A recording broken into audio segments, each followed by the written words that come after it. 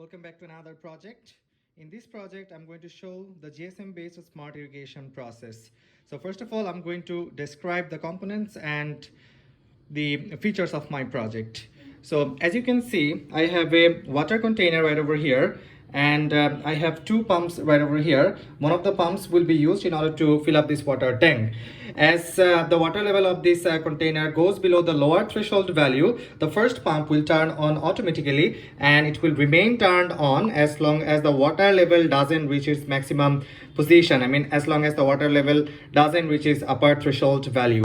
And in between the lower and the upper threshold value, the automation can be override by sending commands on the SIM800L GSM module.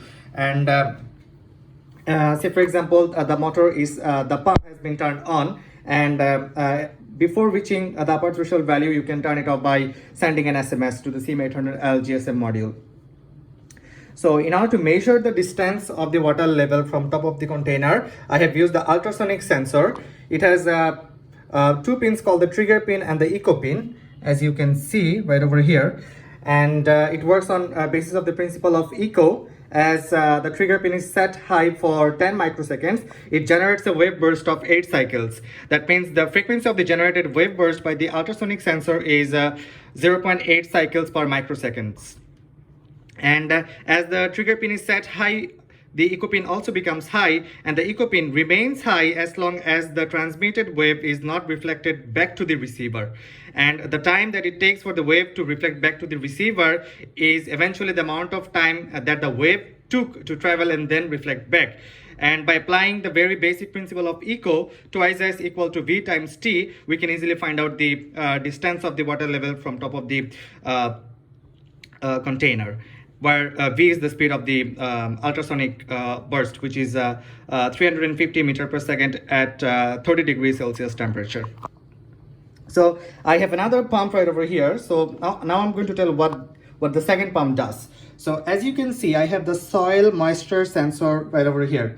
So as the moisture of the soil goes below a threshold value, the second pump will turn on automatically, and it will be watering the plants. And as there is enough moisture in the soil, the sensor will detect that, and the pump will immediately turn off. And all these notifications, whether the pumps are turned on or off, will be sent to my cell phone by an SMS. And for that, I have used the SIM800L as my GSM device. So it has to be powered with an external power supply of 3.7 volts, and its rated power supply voltage is 3.7 volts to 4.2 volts. It's very important to ensure a stable power supply for the SIM800L GSM module, and do not dare power it with Arduino's 5 volts because it requires stability in power. And as you can see, I have two Arduino boards, but I haven't used both of these Arduino boards in order to compile my code. Rather, only this Arduino board has been used in order to compile the code. The second Arduino board has been used in order to supply power to the ultrasonic sensor. It is because of the fact that initially I powered all of my sensors with the common power rail supplied by the Arduino's 5 volt. But eventually it happened that the ultrasonic sensor was showing me ambiguous reading. And the reason was the sensor was not getting the sufficient amount of voltage or current levels that it required in order to maintain smooth operation. So as I came to know about this bug, I fixed it by supplying it with an external 5 volts by using the secondary Arduino board. And the entire system has a common ground, so I had to short both of the grounds of the Arduino board. And let me keep describing the other components. As you can see, I have the raindrop sensor module right over here. It will detect the presence of rain. It will send an SMS back to my device saying that it's raining, and it will light up the blue LED once it rains, and at the same time it will ring out a buzzer as an indication of rain. And over here I have used the L293D motor driver module in order to supply sufficient power to both of these pumps so that they can propagate enough water. And the module has been biased by around 11 volts. And over here, as you can see, I have the DHT11 temperature plus humidity sensor module. So this module measures the temperature and the humidity of the atmosphere, and we can observe all this data in the Arduino's serial monitor. I could have also shown all of this data in the 16 by 2 LCD display, which I have available to me right now. But as I have very little amount of time, as I have plenty of works to accomplish, I'm not showing that right now. But in the upcoming videos, in the later projects, I'll be showing the use of 16 by 2 LCD display. So that's all about a very short brief about the components and the features of my project. So right now I am directly going to dive into the demonstration, and Iqbal will help me to record the video right now. Welcome back once again. So I'm going to continue the demonstration right now. I ran into a problem as all the ports of my laptop were jammed. So the execution of the code was showing me kind of error. I mean, it was stuck. So I restarted my laptop, and the code is being executed quite smoothly right now. So I'm going to dive into the demonstration directly right now, and Iqbal will assist me to show the demonstration as he will record the video from now.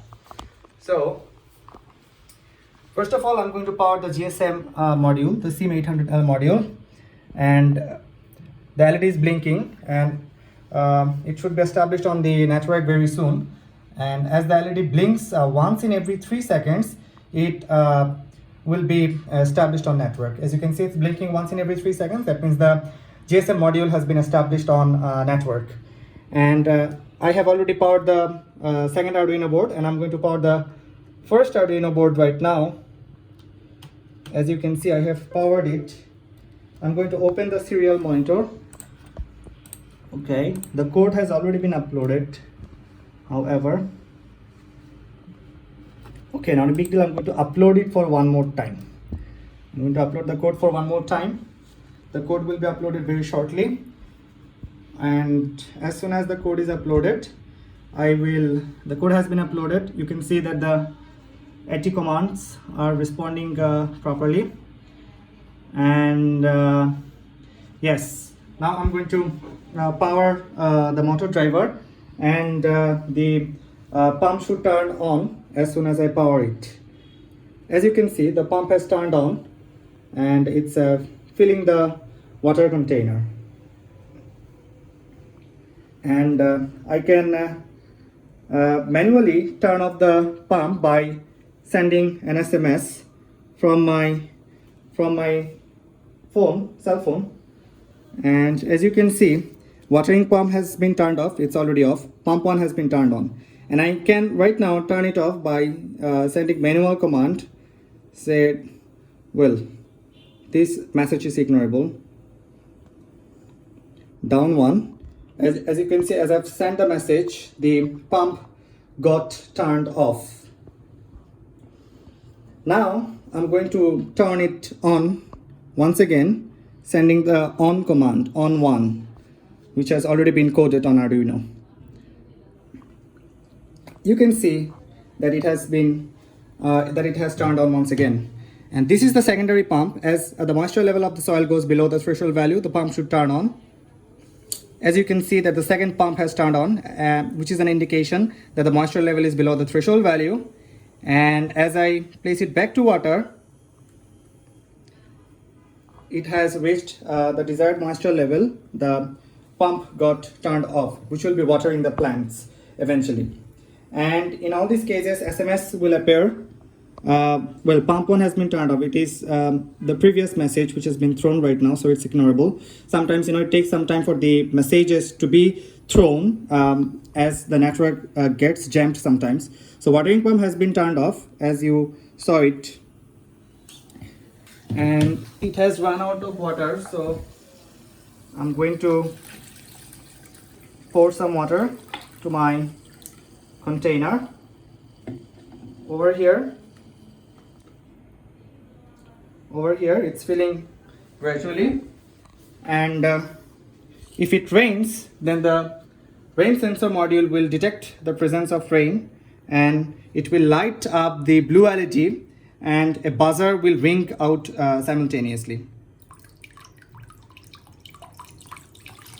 Okay, my code has stuck. Most probably for some reason the code has stuck once again. As you can see that the blue LED got up and the buzzer as well, and I have been sent an SMS to my device.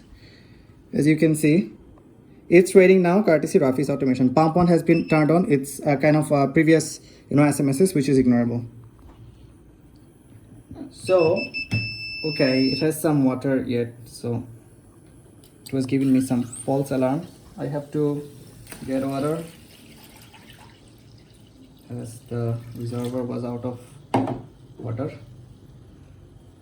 And once again the second pump turns on as the moisture level gets low, and as the moisture level reaches the desired value, the second pump goes off. If you wanna see the rain sensor, as you can see, as it comes in touch of water, it lights up the blue LED and the buzzer also goes on. And as you can see that the first pump filling up the water container has gone off right now, as the water level got its maximum position. And I got SMS, pump on has been turned on. Well, these are the previous SMS, and as the network was perhaps jammed at that time, they arrived right now. And it's raining courtesy Rafi's automation, as you can see. So I think it was a bit messy. The entire project was a bit messy. While I demonstrated, maybe I messed up a bit while demonstrating the how it works, while showing how it works. But yes, it's true that I haven't been able to furnish my work, but yes, it's true that I have been able to achieve my goal. As I'm going to unplug all this right now, I haven't placed everything on a board. I haven't furnished all these stuffs. So that's all for now. Thanks for watching. Stay tuned for the next one. Bye for now.